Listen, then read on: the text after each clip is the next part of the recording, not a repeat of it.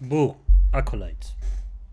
Let's continue this little nice story about the, beast within.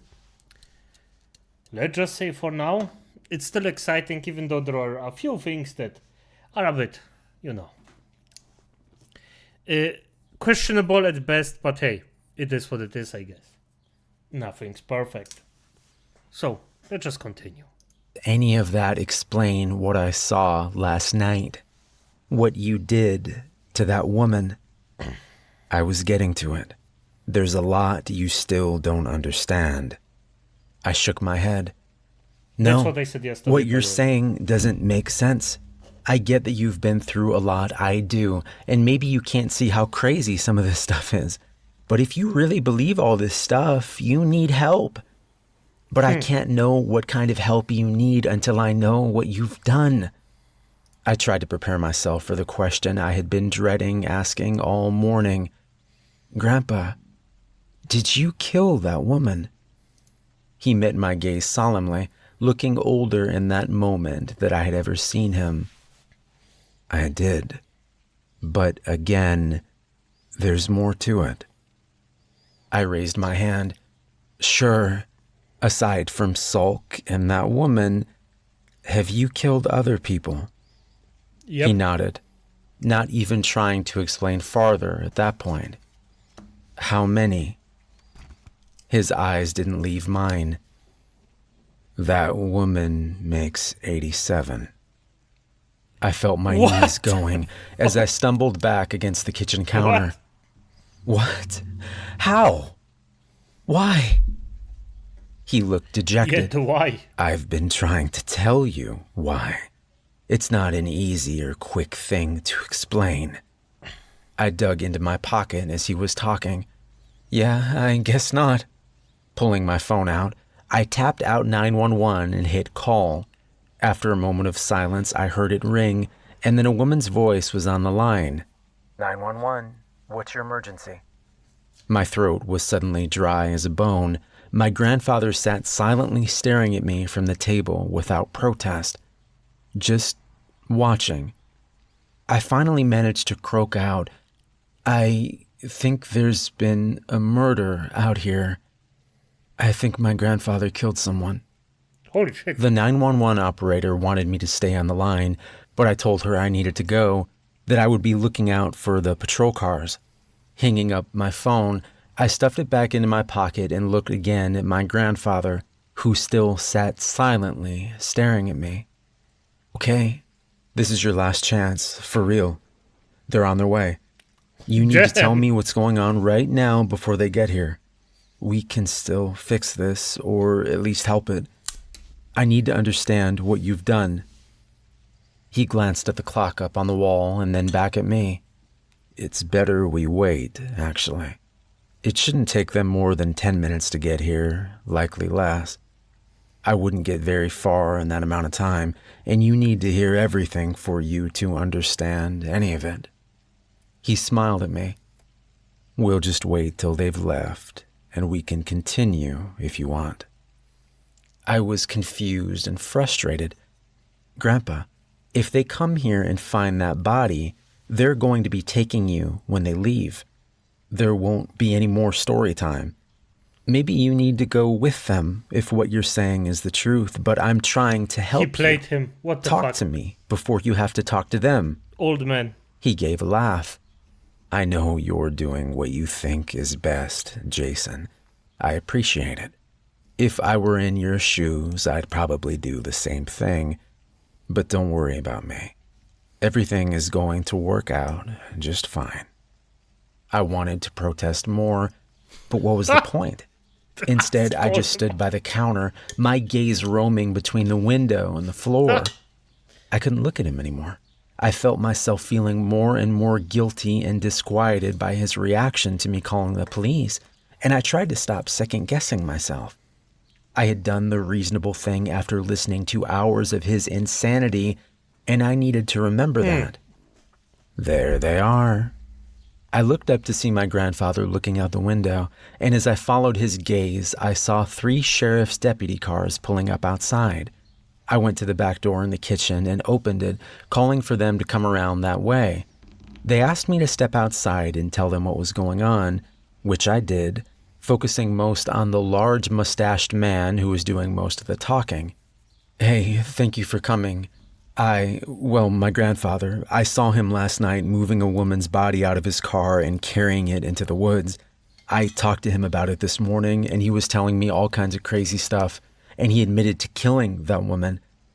I don't know what really happened, but I'm worried he's had some kind of break. He's close to 80, and he's still real sharp, but I broke off as the lead deputy raised his hand.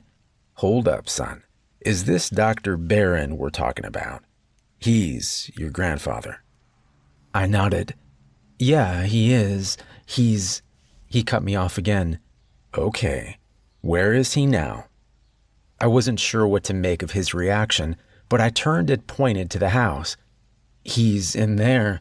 I've got him tied to a chair in the kitchen. When I turned back, the two backup deputies had guns drawn on me.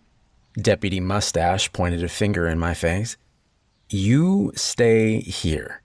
Anyone else in there with him? I shook my head in stunned silence. Glowering at me, he pulled his own gun and moved towards the door going into the kitchen. The two deputies outside guarded me like I was Hannibal Lecter, their eyes flicking nervously to each other as they waited.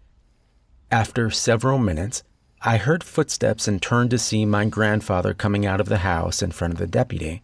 He was smiling and talking with the other man in low tones. He could have told him. My stomach clenched as I noticed the deputy had put away his gun. What was going on? Mustache gestured to the other two deputies. You can stow your guns for now, boys, but keep them ready. We've still got some things to sort out. He turned to me, his expression hard. So your grandfather explained that he gave you a prescription for... He pulled a brown pill bottle out of his pocket to read the label. Clonazepam. Just 10 pills because you were having a lot of stress and trouble sleeping, what with being back at your deceased parents' home and all, which is understandable. He had handed the bottle to my grandfather and now had his thumbs hooked in his gun belt. What is less understandable is how come you tied him up all morning and are making up these crazy tales. I started to respond, but he raised his hand. Pardon. The less you say right now, the better. You listen instead. Your grandpa is a good man, a respected doctor. Ever since your parents moved to the area, he's made a point of coming around and helping out this community as he could, even though he lives hours away. And that's good for you, he said, pointing his finger at me again, because he's convinced me to not lock you up today if you act right. He tells me that. What was that word? My grandfather smiled. Benzodiazepines, he supplied helpfully. Mustache nodded. Yeah, that. That it can sometimes cause nightmares or hallucinations. Your grandpa believes you had some dream about him hurting someone that you think is real. He paused, looking hard at me to accentuate his point. So how does that sound to you? Does that sound better than you just went crazy and tied him up for no reason? I tried to keep myself from yelling, no, that doesn't sound good. I haven't taken any pills. He's lying. Deputy Mustache shook his head. Sport. The problem there is I counted the pills and 2 are missing just like Dr. Barron said they would be. And that prescription is in your name. Oh, that doesn't mean I took them, you idiot. I know what I saw. He carried a woman out into the woods. He admitted to me that he killed her. My grandfather stepped forward and headed off the deputy's angry response. Look, it might help him accept that it was just the drug if you go ahead and look in the woods. Show him there's nothing there. I know it's a hassle, but... Mustache was already nodding and smiling at him. No, doctor, it's fine. You feel up to coming with us? Sure thing. Jason, you want to lead the way? My grandfather grinned and tipped me a wink. I led the deputies in the direction he had carried the woman, walking as far from my grandfather as I could. I kept imagining him suddenly attacking one of the deputies and getting his gun or bolting off into the woods, but he strolled along, as calm and pleasant as if we were on a midday stroll. Damn, I love this. I could tell the freaking deputies badass. were barely looking around, but honestly, there was very little to see. To their credit, they went along with me for close to 2 hours before I gave up. I don't think he could have carried her out farther than we went in the time he was gone the night before, and there was no trace of anything. As we headed back towards the house, my grandfather was suddenly beside me, patting me on the shoulder with his big, strong hand. I stifled a yelp and tried not to flinch away. Acting more crazy wasn't going to help anything at this point. See? He whispered to me. I told you it would all be okay. 10 minutes later, love the this deputies were motherfucker. gone after making my grandfather promise he would call them if there was any more trouble. Any more trouble from me, the crazy druggie. As soon as they were out of sight, I turned on him. How did you do that with the pills? He looked a little sheepish, his hands in his trouser pockets as he shrugged. It wasn't hard. I came up the day before you did. When I went into town, I ran across that woman at a gas station. From that encounter, I knew I would be hunting while I was here, so I went ahead and called in the prescription for you on the night voicemail of the pharmacy, so it wouldn't be filled until the day you arrived. When we went by the grocery store, I picked up the prescription and kept it tucked away in case I needed it. After last night, I moved it to a kitchen drawer so it'd be ready. What? Ready for what? Why did you get the pills in the first place? Now he looked slightly disappointed. Oh. Well, for this. What we just did. He gestured around to where the deputies had been moments before. It was a calculated risk that you might see or hear something if I took that woman while we were here, and I needed a way of explaining what you saw if you called the police. A bad dream from a drug side effect seemed a good solution. I began to pace, my fists clenched at my side. Yeah, so you make me look crazy by planting drugs in the house. Yep. Not crazy. Just stressed and taking a legally prescribed medication that didn't sit well with you. Better than them thinking I'm some kind of serial killer. I stopped, turning to scream at him. But you are. He played you. You lost. are a Accept serial it. killer. 87 people? What do you think you are? He shook his head. I don't think it needs a name, really. I look at it like hunting. And the people I hunt hardly deserve to be counted as human. When I kill them, they're not even entirely human biologically, and they are certainly far removed from any moral or spiritual definition of the word. But serial killer? No, that term carries way too much baggage, and while technically correct in some ways, I think looking at me as a hunter is far more apt. I started to respond, but he continued. Look at it this way. In some parts of the world, sometimes you have a lion or a bear go bad. They get a taste for people and they become a threat. He chuckled. Well, a bigger threat than a normal lion or bear. So the local people have to get together and hunt the bad animal down because that animal is an anomaly. It's not natural. And by killing it, the people aren't just saving themselves, they're restoring balance. He gestured towards the woods where he had carried the woman. These people I kill, they aren't really people anymore. There's a lot more I need to explain to you, but the short answer is they are unnatural, and they are tied to things terrible beyond your wildest dreams. Looking up at the sky, he took a deep breath. Jason, I know this is all hard to believe, and I know you don't know me as well as you should. That's my fault. I tried to be a good father, but your mother was grown when Rebecca died, and to my shame, I was selfish in my grief. I isolated myself much of the time from her and your father, and from you.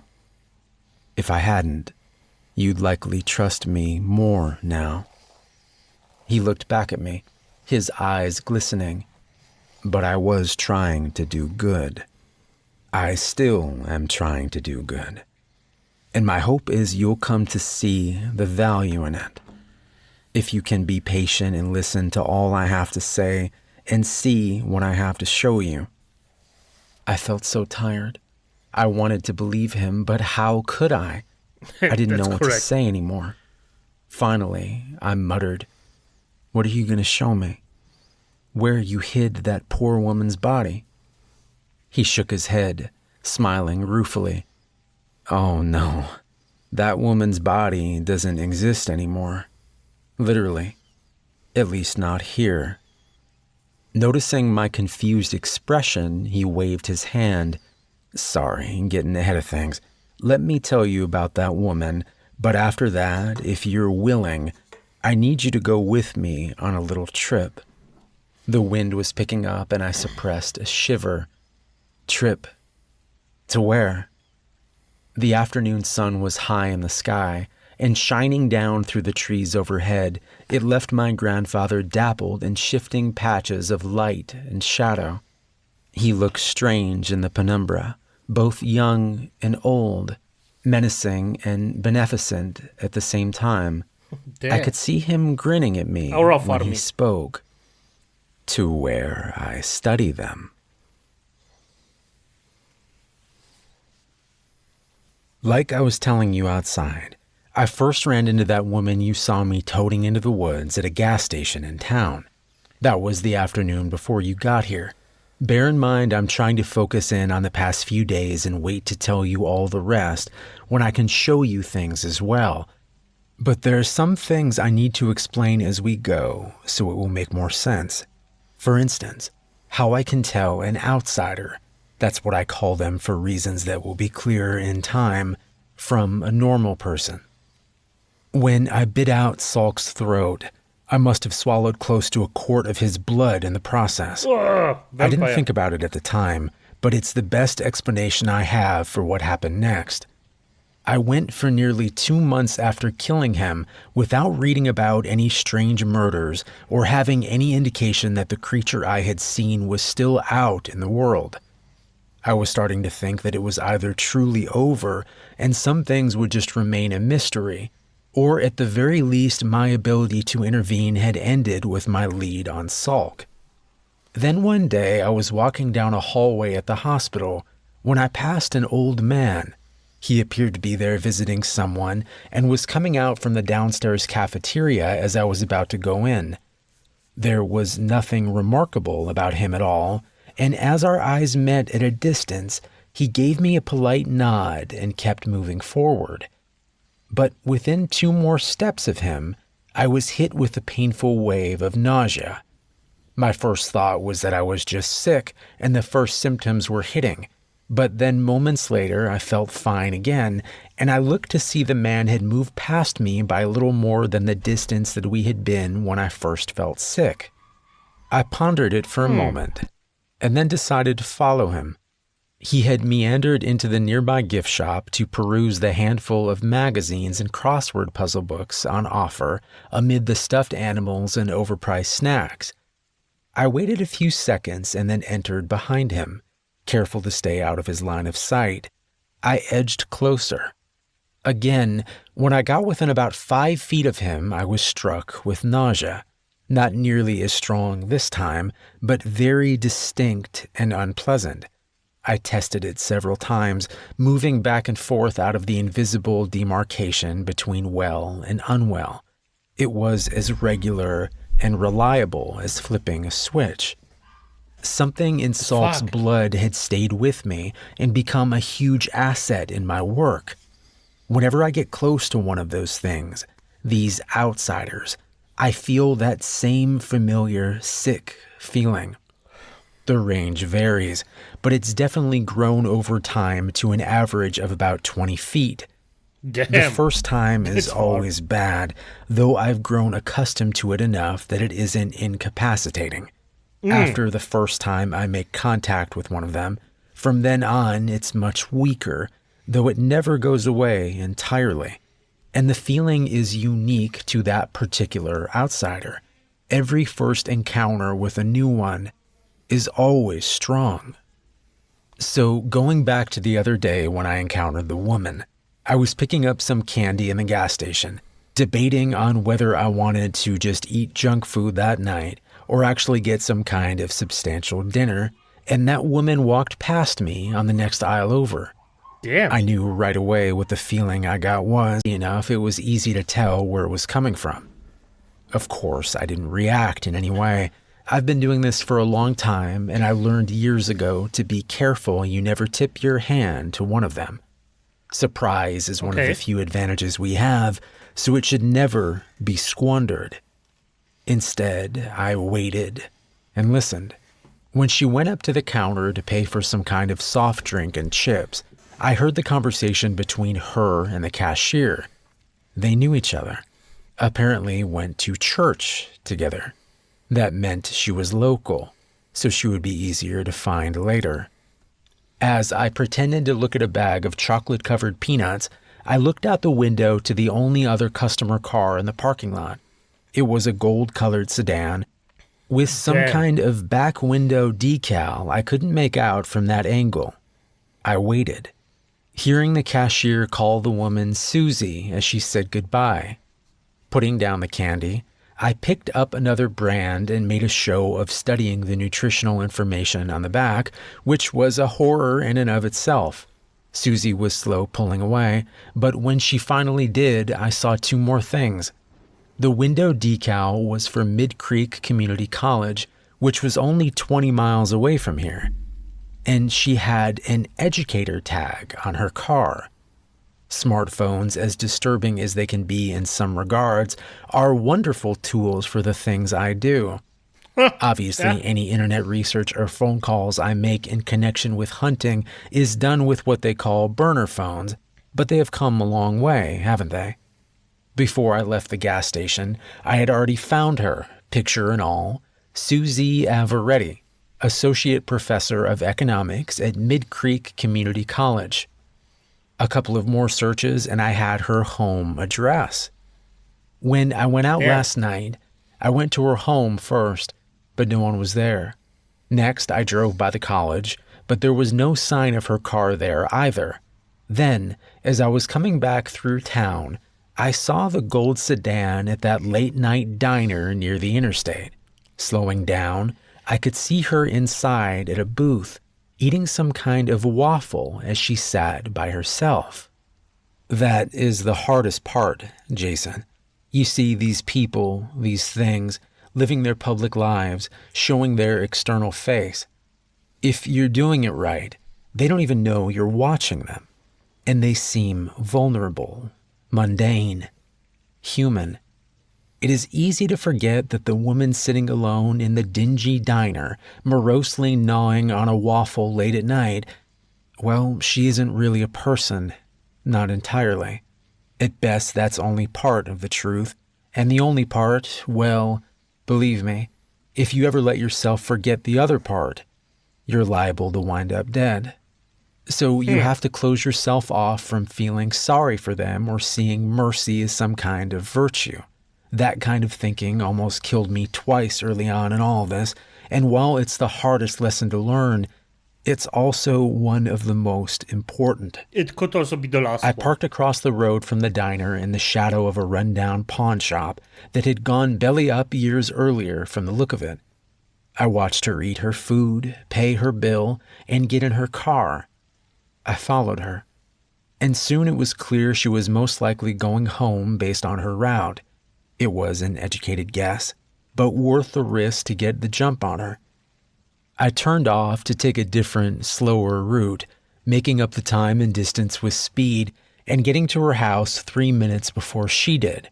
From all signs, she lived alone, and I had unscrewed her porch light before she pulled up. As she was reaching into her purse for her house keys, I stepped out, slamming the syringe into her neck and pushing in the mixture it contained all within a couple of seconds. She made a small noise of surprise and flailed around for a couple of seconds, but she was already lost. The cocktail I give them contains a mixture of sedative and paralytic, and for the most part they are on the ground within 10 seconds. The trick is managing the dosage and judging how much time you have. The right dose is enough to put a normal person into a coma or respiratory failure, but an outsider will push through it and come to in around an hour. As much as they share human frailties, when you catch them by surprise, if you aren't done moving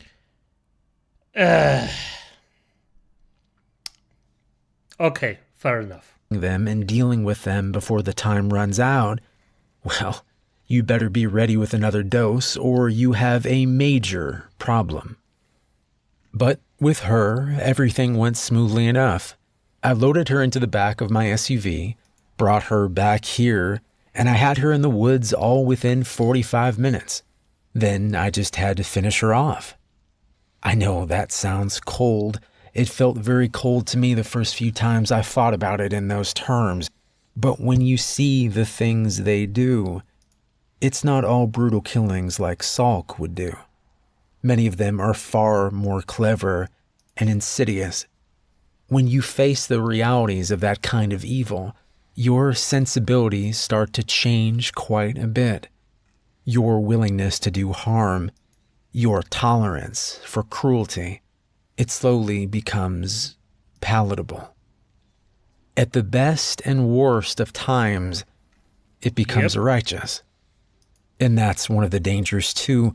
You have to understand these things to kill them, but you have to keep yourself separate too. When I perform a surgery, I want the patient to live very badly, but I can't let myself care about them or worry at a personal level.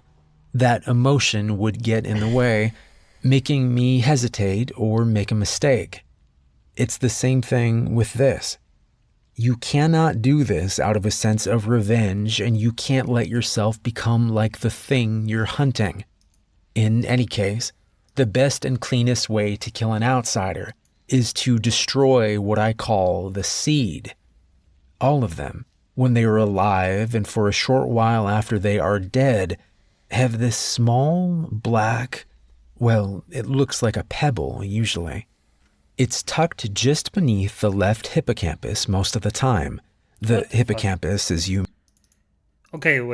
may know, is part of the temporal lobe of the brain and is tied to creating memories as well as complex emotions. I have a theory that's why the seed is so close by. It makes it easier for it to influence the outsider's perceptions and reactions to things. That's also why when the pretense is not needed, such as when I was in Salk's closet or when he had me tied up, they're quick to revert to an almost emotionless default state. But we can talk more about all that later. For now, back to the point. If you drill into the left side of their skull, just in front of and about halfway up the height of the ear, you will often hit the seed. It may take 3 or 4 tries, but a moderately powerful cordless drill works just fine with some weight applied to pushing it in, and assuming you have a long enough drill bit, of course. The seed itself is fairly fragile, and when the bit hits it, it will shatter. Then something remarkable happens. There's a low vibration that you can feel in the air. It reminds me of the rumble hum you feel in a subway station sometimes. And then the body is just gone. More accurately, it collapses in on itself like some kind of dying star, but it is too fast to see with the naked eye. I've managed to catch some evidence of it on special cameras, but for reasons that will be explained, that's a difficult process in and of itself. But when it goes, it all goes. The body, the clothing it was wearing, and anything else that is inorganic and on it or inside of it. I've taken to leaving the drill in when I hit the seed, as it removes the need for me to dispose of a bloody tool later. Even the blood from the drilling, if it is still physically connected to the body, will all go away. That's why I make sure to drill through a folded up towel. If I keep pressure on and do it quickly enough, I can finish with no trace of the person ever being there at all. That being said, my grandfather stopped, his face looking concerned and angry as he looked out the window. We were in the living room now, and as I turned to look outside, I saw a pickup truck flying up the road to the house.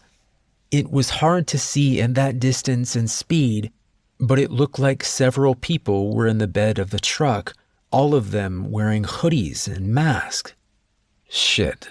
My grandfather was standing up, his face hard. Apparently someone at the sheriff's office is part of the house and figured out who you were talking about when you said I had a woman last night. I was standing myself now, looking between the road and my grandfather, feeling more and more bewildered. The house? What? My grandfather shook his head. The House of the Claw. It's a cult. They're human, but very deadly. No time to explain now. We running or killing? Your call. I could barely breathe. Running? He nodded, reaching under the chair he had been sitting in to pull out a semi-automatic pistol. Fair enough. Stay close to me and don't stop unless I say so. We're going for the truck. Now go. We headed to the kitchen, my grandfather gesturing for me to keep low. Flinging open the exterior door, he glanced outside and then beckoned for me to follow.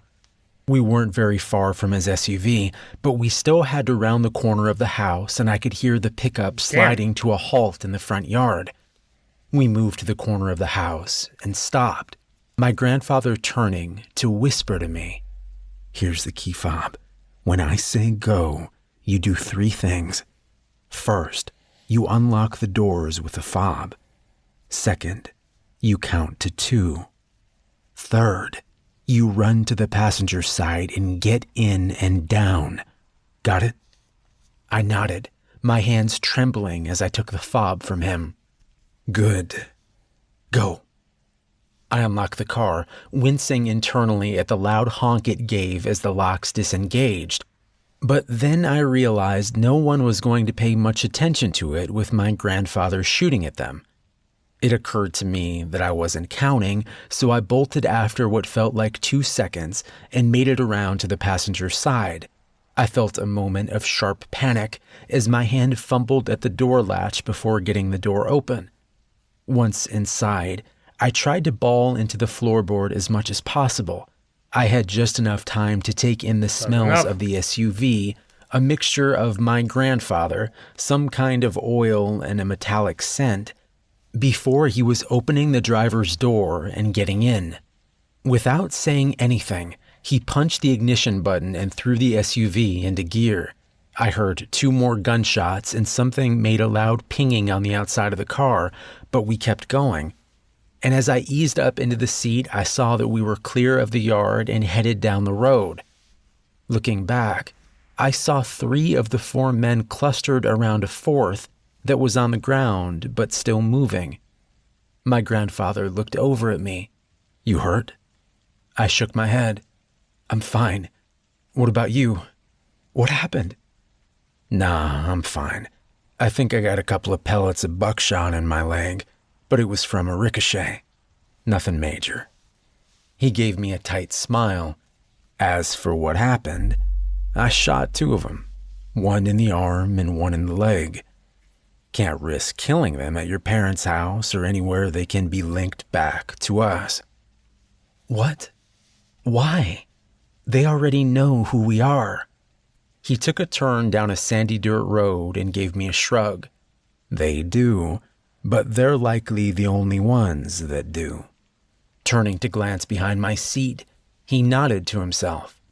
"Look, while we talk, I need you to do a couple things. Grab the box of stuff behind your seat. You should also see a small blue bag behind mine. Get both of them up here with you if you can." I did as he asked, pulling a medium-sized cardboard box up to find it contained 6 glass jars with sealable lids. The jars were all full of nails and ball bearings. I thought about asking questions, but I knew there was no time. He'd tell me what I needed to know. I Damn. found the blue bag where he said it would be. It contained a variety of items, and as I looked through them, he told me what to use.